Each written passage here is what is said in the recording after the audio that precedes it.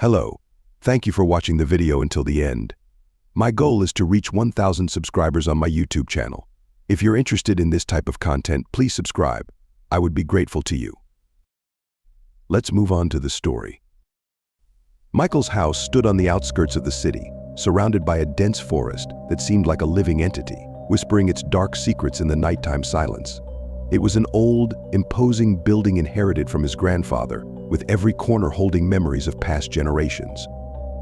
At night, the house appeared especially sinister: dark corridors, creaky floors, and massive doors behind which seemed to lurk the ghosts of the past. On that fateful night, Michael returned home late. The workday had been long and exhausting, and he dreamed only of taking a shower and going to bed. Walking through the dark hallway, he threw off his jacket and headed to the bathroom. Outside, the forest hummed, and the wind howled in the branches of the trees as if trying to warn him of something. Michael was too tired to pay attention. Barely entering the bathroom and locking the door behind him, he heard a strange noise. It was a faint but distinct sound, like something scratching at the window glass. At first, he thought it was just his imagination. Tree branches often beat against the windows during windy weather. But the sound repeated, now more insistent. Michael froze, listening. After a few seconds, the sound stopped, and complete silence reigned in the bathroom, broken only by the dripping of water from the faucet. He tried to convince himself that it was just his imagination playing tricks on him due to fatigue, but the unease still crept into his soul. He quickly showered, turned off the bathroom light, and headed to the bedroom. Passing by the window, he stopped for a moment and looked outside. The moon was hidden behind clouds, and everything was plunged into darkness. Michael saw nothing suspicious and, sighing with relief, moved on. As soon as he entered the bedroom, the noise came again. This time it was a clear sound, like someone was carefully moving the window sash. Michael's heart started beating faster. He slowly turned, trying not to make any sudden movements. He approached the window and held his breath, peering into the night. The shadows in the garden began to move. Michael quickly stepped back from the window, overtaken by fear. Could someone really be trying to break into his house? He decided to call the police, but grabbing his phone, he realized that there was no signal. Panic began to grow. Dozens of thoughts raced through his mind, but none brought relief. Deciding to act, he grabbed a heavy baseball bat from the closet, which he kept for self-defense. On tiptoe, he headed for the bedroom door. Michael knew he needed to move quietly and carefully. Exiting into the corridor, he noticed a faint light coming from the kitchen. Something was happening there. The footsteps in the dark seemed louder than usual. Every creak of the floor echoed in the silence. Approaching the kitchen, he heard muffled voices. Now, there was no doubt there were strangers in his house. He squeezed the bat tighter and peered around the corner. There were two men in the kitchen. One, tall and thin, was busy searching the cabinets and drawers for valuables. The other, stocky and powerful, stood by the door, listening intently. Michael tried to back away, but accidentally knocked over a vase on the shelf. It fell and shattered with a loud crash. The two men immediately turned around. Their eyes met Michael's. Time seemed to freeze. The tall thief rushed at him, but Michael didn't give him a chance. He swung the bat with all his might, hitting the attacker in the head. The man collapsed to the floor without a sound.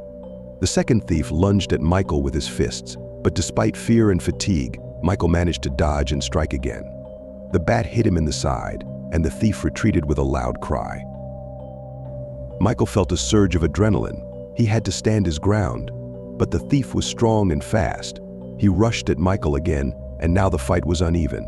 Michael struck again, but this time his opponent grabbed the bat and yanked it away. Michael lost his balance and fell, hitting his head on the edge of the table. The room spun before his eyes. Through the haze of pain, he saw the thief approaching him, clutching the bat. Michael tried to get up, but his strength left him. The thief swung and struck with such force that the light in Michael's eyes went out. When he came to, the silence was deafening. His head throbbed with pain, and blood dripped from his split lip. He was tied up and couldn't move. The thief he had hit first lay motionless on the floor, and the second thief stood over Michael, panting and wiping sweat from his forehead. "You'll regret this," he hissed, grinning wickedly. Michael understood that the situation was hopeless. He was trapped in his own home with strangers who clearly had no intention of letting him go alive. Fear filled every cell of his body. The shadows seemed to close in around him, turning the nightmare into reality. Darkness enveloped Michael like a thick, black fog. His head spun with pain and terror. He tried to focus, to understand what was happening. His vision gradually cleared, and he saw the thief he had first hit lying motionless on the floor. The second thief, strong and powerful, was wiping sweat from his forehead and watching him closely. "Well, hero," he hissed, approaching Michael again. "Do you think you can get away so easily?" Old sweat ran down Michael's back. He knew he had to escape, or death was inevitable. Thoughts whirled feverishly in his head, but they all boiled down to one thing: he needed to find a way to free himself and call for help. "What do you want?" he managed to say, trying not to show his fear. The thief smirked maliciously. "Money, of course," he replied, squatting down in front of Michael. "Do you think we just broke in here for nothing? We know you have money, and we're going to take it. And you'll just give us what we want, or you'll regret it." Michael sighed. He knew there was no large sum of money in the house. All his savings were in the bank, and only everyday expenses were kept here. But explaining this to the thief was pointless. He tried to think of a way to buy time. "Okay, I'll give you the money," he said, trying to sound calm. "It's in the office, in the safe. I'll open it for you." The thief narrowed his eyes suspiciously at Michael. "And where is this office?" "On the second floor," Michael replied. "The key to the safe is in my pocket." The thief nodded, seemingly deciding to check Michael's words. He searched Michael's pockets and found the key. Standing up, he walked over to his accomplice and kicked him with his foot. "Get up, you idiot. We need to go to the second floor." The accomplice groaned and slowly got up, clutching his head. The blow from the bat had been strong enough to leave him stunned for a while. Together they headed to the stairs, leaving Michael on the floor, tied up and helpless. As soon as they were out of sight, Michael began looking for a way to free himself. The ropes binding him were tightly tied, but he noticed that one of them had slightly loosened when the thief kicked him. He slowly and carefully started rubbing his wrists together, trying to break free. Meanwhile, the thieves climbed to the second floor. Michael could hear their heavy footsteps and muffled conversation. He knew he had little time. If they realized the safe was empty, they would return and be more ruthless. Michael gathered all his strength and continued to rub his wrists, feeling the ropes gradually loosen. After a few minutes, he managed to free one hand. His heart raced with relief and fear at the same time. He quickly untied his other hand and tried to stand up. His legs were numb, and he almost fell, but by sheer force of will, he remained standing. He knew he had to act quickly. He headed to the door, trying not to make any noise. The noise upstairs was growing louder. The thieves were clearly searching, turning over drawers and shelves. Michael knew he had very little time. Stepping into the hallway, he headed for the exit. But suddenly he stopped. He needed to do something to neutralize the thieves. He couldn't just run away and leave them in his house. He noticed an old fire axe in the corner, which he kept for emergencies. Grabbing it, he headed to the stairs. Climbing to the second floor, he tried not to make any noise. He knew he only had one chance. If they noticed him, he wouldn't be able to defend himself. He heard the thieves cursing, not finding the safe. "Where the hell is this safe?" one of them yelled. "He said it was here." "Maybe he lied to us," replied the other. Michael stopped at the office door. He pressed himself against the wall and peeked inside. The thieves were back to him, busy searching. He realized this was his chance. Gathering all his courage, he stepped forward and hit the first thief on the head with the axe. The man fell without a sound. The second thief turned, but Michael was ready. He lunged at him and struck. The axe sank deep into the thief's shoulder, and he staggered back with a scream. "You bastard," the thief yelled, trying to pull the axe out of his shoulder. Michael didn't give him a chance. He struck again, and this time the thief fell to the floor, bleeding profusely. Michael stood, breathing heavily, looking at the two men he had just killed. A wave of horror and relief washed over him. He realized he had no choice, it was the only way to survive. He dropped the axe and, staggering, left the office. He needed to call the police, but his phone was broken. He headed to the landline phone in the hall, hoping the line was still working. Dialing the number, he heard the beeps and finally heard the operator's voice. "Police, how can I help?" "I was attacked," Michael said hoarsely. "I'm at 13 Willow Street. Please send someone. 2 men. They're dead."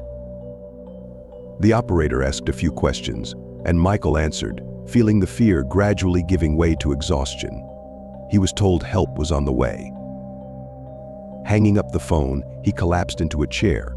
His head was ringing, his heart was pounding. He had survived a real nightmare, and it was still hard for him to believe it was over. But questions tormented him. Who were these people? Why did they choose his house? Michael knew only the police could provide the answers. A few minutes passed, and he heard the sirens of police cars. There was a knock on the door, and he, struggling to stand, went to open it. Several officers with serious faces stood on the doorstep. One of them approached Michael and placed a hand on his shoulder. "Everything will be all right," he said reassuringly. "We're here to help." Michael nodded, feeling a wave of relief. But a deep fear still lingered inside, reminding him of the horror he had lived through. He had a lot to process and understand, but the main thing was that he was alive. The police quickly took control of the situation. They examined the house, collected evidence, and began their investigation. Michael sat in the kitchen, staring into space and listening to their conversations. Hundreds of thoughts swirled in his head, but one would not leave him: how to live now, knowing that his home, his sanctuary, was no longer safe. The police worked quickly and efficiently. Soon the house was cordoned off, and officers began examining the crime scene. The detective in charge of the investigation approached Michael and offered him a cup of hot coffee. "Let's talk," he said, sitting down across from Michael. "I need to know everything you remember." Michael sighed and began recounting the events of that night. He described how he heard the noise, how he confronted the thieves, and how he was forced to defend himself. The detective listened attentively, not interrupting, only occasionally nodding and making notes in his notebook. "These men," the detective began, "have you ever seen them before?" Michael shook his head. "No, never. They just broke into my house, and I have no idea who they are or why they were here." The detective looked thoughtfully at Michael. "Do you have anyone who might have wanted your house or money? Maybe you had a falling out with someone?" Michael shook his head again. "No, nothing like that. I live a quiet life. I have no enemies." The detective nodded. "All right, we'll figure it out. Right now, you need to rest. We'll arrange for security so you feel safe." Michael thanked him, and when the detective left, he went upstairs. He needed to rest and gather his thoughts. He lay on the bed, feeling the exhaustion take over. Echoes of that night still rang in his head, and he knew his life would never be the same. The next morning, his head still ached. The house was in disarray, with signs of the struggle everywhere. He decided to clean up, hoping to distract himself from the dark thoughts. Summoning his strength, he started picking up the pieces, wiping the blood, and putting things back in their places. While he was cleaning, there was another knock at the door. The detective and several officers stood at the threshold. They had come to continue the investigation and ask a few more questions. Michael invited them in, and they sat in the kitchen, continuing to discuss the night's events. "We've discovered something interesting," the detective began. "These men were not just burglars. One of them is connected to a criminal gang specializing in home invasions. It seems they had a tip-off about your house." Michael was surprised. "A tip-off? But I have nothing valuable." The detective shrugged. "Maybe they made a mistake, or someone deliberately misled them. We don't know yet, but it's clear you were not a random target." Michael thought deeply. Who could have known about his house and why he became a target? There were no answers yet, only new questions. But one thing was clear: he could no longer stay here. The house, once his sanctuary, now felt like a prison filled with fear and memories of that night. Epilogue: A New Path. Weeks passed since that dreadful night.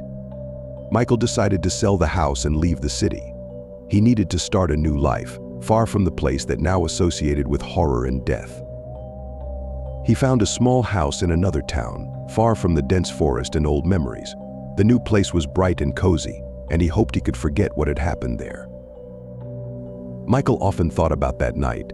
He had nightmares and long struggled with the feeling of anxiety. But over time, the wounds began to heal. He found a new job, met new people, and gradually began to return to a normal life. One evening, sitting on the porch of his new home, he watched the sunset and thought about how life can change so drastically. He knew he would never forget that night, but he decided it wouldn't define his future. Life goes on, and he was ready to meet it with new strength and hope. Michael looked up and gazed at the starry sky. Each star reminded him that even in the deepest darkness, there is light. He sighed with relief and smiled. Ahead lay a new life, and he was ready for it.